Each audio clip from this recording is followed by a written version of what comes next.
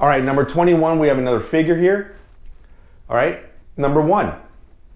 Number 1 is the answer, so at a figure 70, which alternative answer is equal to 5.59? It's number 1. Number 1. So out of all of these, the number 1 is the correct answer. It's equal to 5.59. Now don't get confused. As you notice, there's parentheses, a difference of parentheses in the first, second, and third. All right? Definitely the first and second may look the same, but you have one single parentheses in the square root of 31 plus the square root of 43. Look at it. Make sure you're doing it correct. The square root of 31 plus the square root of 43. Okay? Do that first before you add it. Okay? You need to do what the parentheses first. Number 1 is the answer. 5.59, figure 70. Figure 70, 5.59 is the first one. The first one. Okay? It's always the first one. Excellent.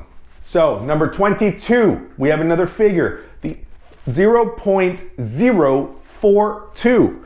In figure 67, solving the equation of 67, it's 0.042. 0.042. 0.042. So out of figure 67, solving the equation, it's 0.042. Okay? 0.042. Excellent. Number 23. 2. So out of figure 68, which result is the largest number? It's the second one. The second one is the largest number. Okay? The second one is the largest number. Second one. Figure 68, the largest number is the second one. Number 24. The volume displaced by all pistons during one revolution of the crankshaft. The volume displaced by the pistons, by all the pistons, during one revolution of the crankshaft. So the total piston displacement of a specific engine is known as the volume displaced by all pistons during one revolution of the crankshaft. Total piston displacements in a specific engine is the volume displaced by all pistons during one revolution of the crankshaft. Excellent. Number 25. 315.375 square inches. 315.375 square inches. What is the surface area of a cube where a side edge measures 7.25 inches?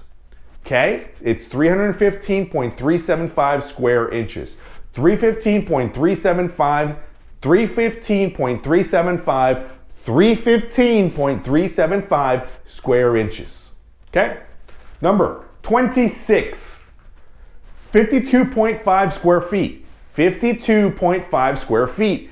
52.5 square feet. In figure 54, compute the area of this trapezoid. So it's looking for the area. 52.5 square feet. 52.5 square feet. 52.5 square feet. Number 27, we have another figure here. Figure 71. It's 381.7 cubic inches. 381.7 cubic inches. 381.7 cubic inches. What is the volume of a sphere with a radius of 4.5 inches? The volume of that sphere is 381.7 cubic inches. 381.7 cubic inches.